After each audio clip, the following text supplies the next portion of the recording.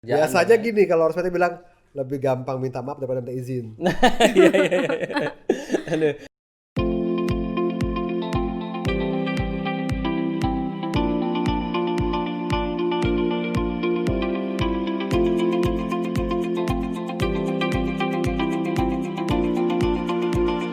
Assalamualaikum warahmatullahi wabarakatuh.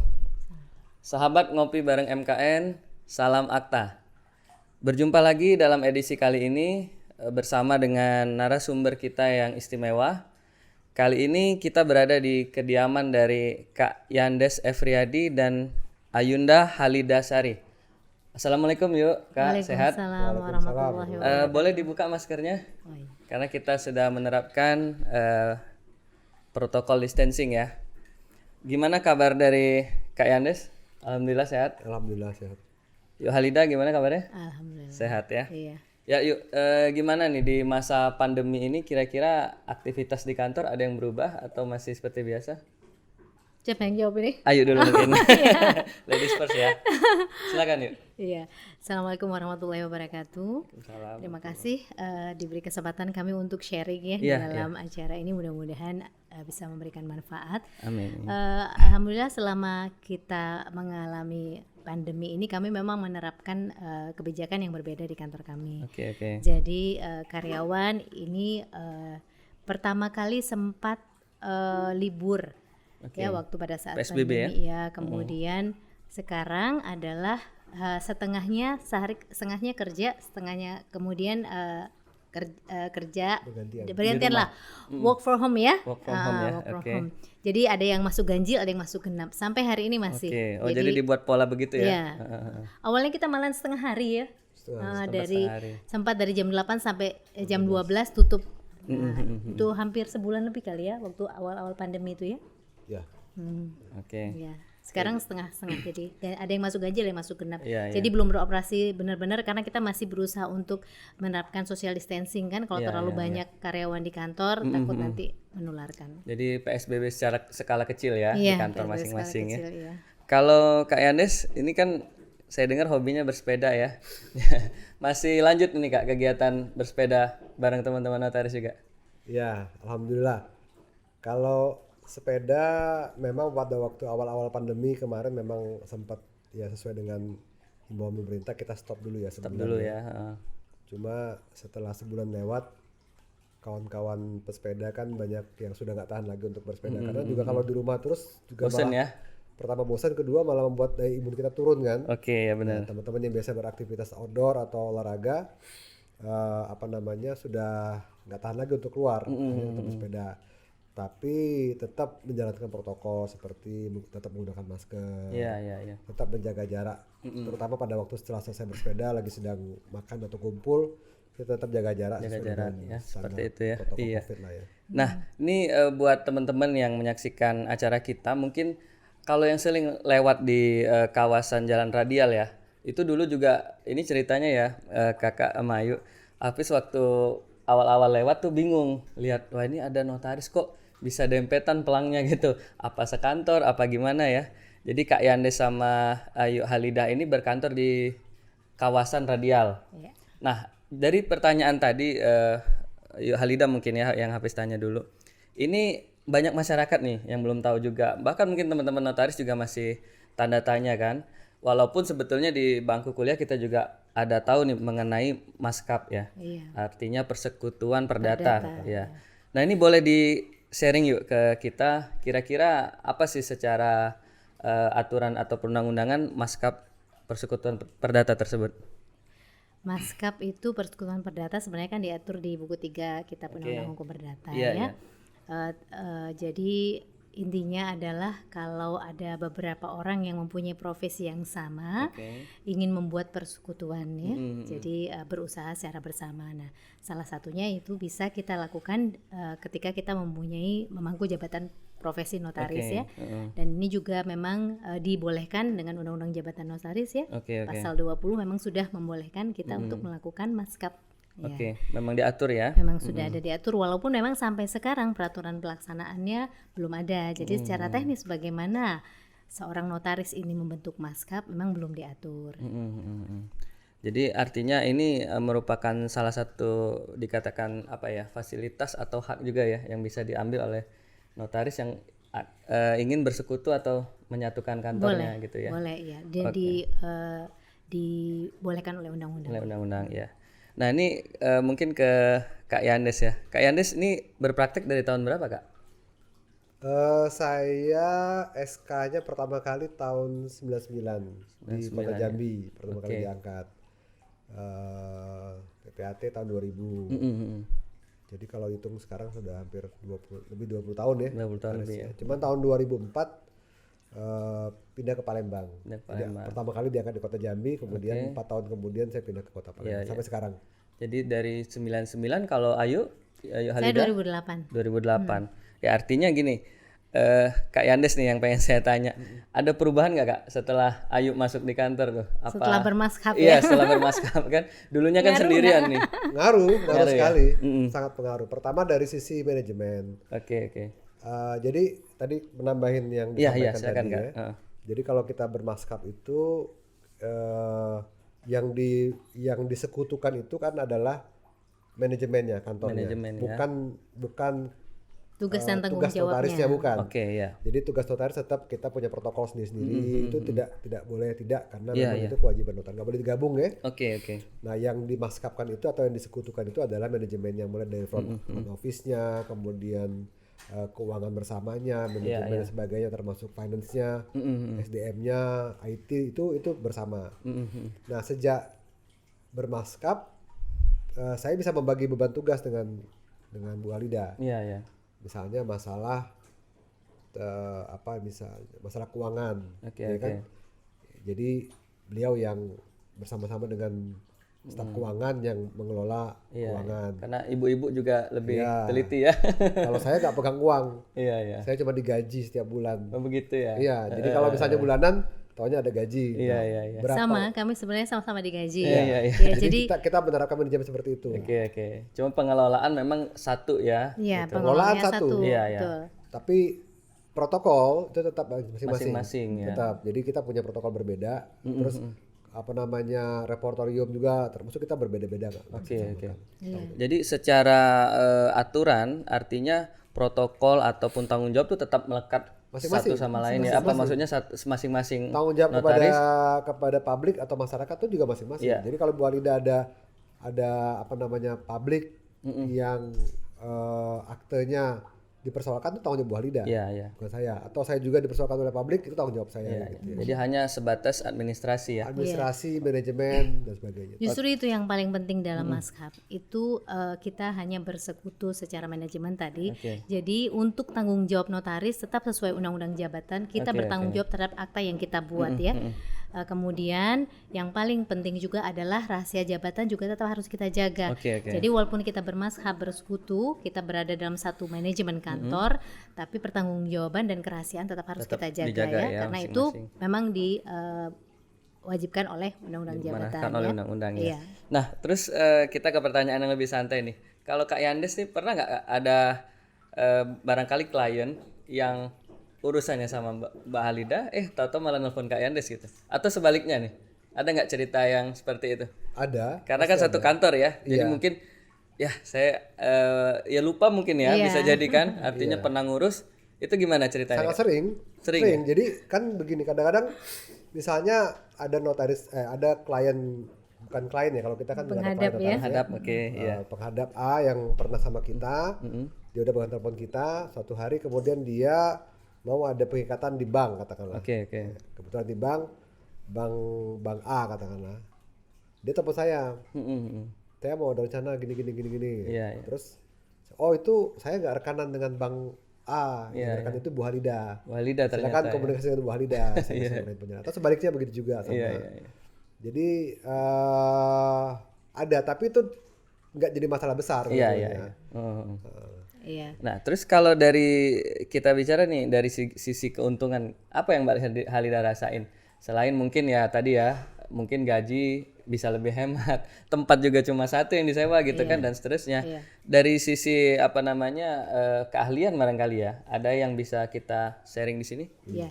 Jadi kalau untuk kitanya sendiri sebagai notaris yang bermaskap, yang keuntungannya yang pertama tadi ya, biaya bisa lebih kecil, kecil ya. Kantor bersama kan berarti biaya sewa juga bisa bersama Digabung, bisa digabung, bisa sharing kan. Kemudian biaya untuk gaji karyawan juga bisa sharing ya, tapi karyawan-karyawan tertentu seperti bagian resepsionis, bagian keuangan ya, kemudian yang driver atau urusan luar itu juga. Dan, tapi kalau untuk pertanggungjawaban pekerjaan kita juga karyawan juga masing-masing. Jadi misalnya saya rekanan bank A B C, beliau rekanan bank D E F. Nah, karyawan kita yang memegang pekerjaan untuk bank A khusus, untuk bank B khusus, untuk bank C khusus ya. Jadi masing-masing juga tetap terjaga ya. Kemudian untuk umum, jadi yang datang ke kantor tidak ada hubungannya dengan perbankan, juga ada karyawan yang khusus gitu kan. Nah, tapi tetap aja gaji bisa sharing. Untuk keuntungan ke dalam. Tapi keuntungan keluarnya bagi masyarakat juga sebenarnya awalnya mengapa ada maskap ini kan kita berkiblat masih ke hukum perdata Barat Eropa dalam hal ini Belanda ya. Nah ya notaris di Belanda itu banyak sekali yang sudah bermaskap terutama di kota-kota besar karena fungsinya memudahkan masyarakat. Jadi ketika notaris bermazhab biasanya masing-masing notaris mempunyai kualitas yang berbeda. Misalnya satu lebih dominan menguasai hukum perseroan, yang lain menguasai hukum pertanahan, yang lain untuk menguasai hukum pasar modal misalnya Kemudian mereka bermazhab sehingga ketika masyarakat datang mereka tinggal memilih nih mana yang paling sesuai dengan kebutuhan mereka ya. Itu untuk keluar, untuk masyarakat juga lebih mudah. Nah untuk ke dalam juga selain masalah biaya tadi, kedua kalau seandainya yang bermaskap itu berbeda jauh ya antara senior dengan junior, maka bisa terjadi transfer knowledge ya. Jadi mereka bisa saling mengisi saling mengisi dan juga bisa saling berdiskusi lah. Tapi tentunya tetap menjaga kerahasiaan jabatan ya. Dua maskap nggak dibatasin ya jumlah? Nggak dibatasin. Artinya bisa lebih dari dua. Bisa lebih dari dua notaris ya yang bermaskap. Cuma ada satu yang kelemahan maskap kalau seandainya notaris yang bermaskap tidak mempunyai hubungan keluarga. Nah, gimana tuh ceritanya tuh? Kalau hubungan keluarga tuh enak memang manajemennya secara keuangan bersama gitu kan. Tapi kalau seandainya nih tidak ada hubungan keluarga, kita nggak ada hubungan keluarga sebenarnya. Bukan pernikahan. Iya, hubungan pernikahan. Buat teman-teman yang belum tahu nih, Kak Halida sama Kak Yanda sama Halida ini suami istri ya, pasangan jadi bukan hubungan keluarga, hubungan pernikahan. Yang penting ada hubungan lah ya. Kan ada yang bermaskap anak dengan ibu dengan ayah ya atau jadi paman. Jadi urusannya tentang bagi membagi barangkali ya. Artinya jangan ada. Jadi, nah ini juga persoalan juga. Kadang-kadang kita berbeda pendapat nih. Gimana ya? Dalam hal ini saya nggak sependapat. Gimana Kak? Kalau Bu Halida kan dia berpikir lebih enak kalau sekeluarga ya sebetulnya ya. Tapi tidak sekeluarga pun juga sebenarnya sama saja. Asal punya garis manajemen yang bagus gitu loh. Jadi itu hanya persoalan manajemen sebetulnya. Transparansi, akuntabilitasnya segala macam itu. Jadi sebenarnya banyak sih keuntungan bermaskap itu. Kalau menurut saya. Kita udah sering kok. Maksudnya di Indonesia itu juga banyak. Cuma mungkin profesi notaris yang nggak terlalu banyak. Kayak dokter itu kan juga berklinik bersama ya. Artinya mereka punya kantor bersama, manajemen bersama, tapi tanggung jawab dengan si pasien tuh masing-masing ya, gitu ya. Nah, kantor pengacara juga sama. Cuma bedanya kantor pengacara biasanya mereka bermaskap kemudian juga kalau mereka kan boleh secara bersama-sama membela klien. Jadi misalnya 2-3 orang sebagai kuasa dari si A pembela dalam klien. satu case ya. Tapi mereka juga bermaskap sebetulnya. Jadi sebetulnya maskap bukan barang baru. Cuma untuk profesi notaris mungkin belum terlalu banyak yang memanfaatkan ini. Cuma saya bilang banyak sih keuntungannya. Walaupun juga ada dukanya juga sebenarnya. Makanya. Apa ya dukanya? Dukanya keuangan dipegang kerja semua. Ini menarik nih Kak. Jadi kan artinya kalau dukanya setiap bulan saya cuma berapa gaji. Semua dipegang di sini ya. Satu manajemen kita kan sepakat. Ketika kita sepakat untuk maskap kita satu manajemen. Jadi kita bagi ini keuangan dipegang si A, si B. Jadi bagaimana mengelola itu kemudian dikelola oleh manajemen sehingga saya nggak pegang uang, artinya kan kayak gitu ya. Sekali lagi makalah manajemen harus profesional ya. Sebenarnya tidak hanya di maskap ya. Untuk setiap kantor notaris juga kita harus punya manajemen yang profesional kan. Kita harus benar-benar memisahkan uang pribadi dengan uang perusahaan atau uang kantor notaris ya. Nah sebenarnya memang untuk resiko berusaha dimanapun bentuknya apapun, apakah itu PT, maskap, CV, firma itu sama-sama harus ada sistem yang jelas ya, sehingga antara satu persero dengan yang lain, persekutu dengan yang lain itu mempunyai kepercayaan. Iya betul. Cuman memang bagaimanapun lebih merasa nyaman mungkin kalau punya hubungan keluarga ya. Iya. Tetap nih ini Kak Yanes Ayu punya prinsip sendiri. Nyaman ya. Nah, jadi itu masalah kenyamanan aja ya. Jadi salah satu keuntungannya tuh pergi satu mobil bareng-bareng. Iya. Menghemat mobil kan. Iya. Dua makan juga Menghemat bareng-bareng. BBM ya. Kan?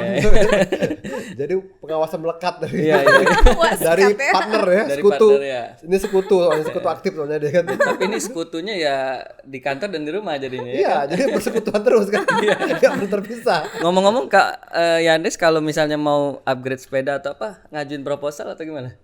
Nah, Terdiam. ini kayaknya pertanyaannya agak langsung tajam nih.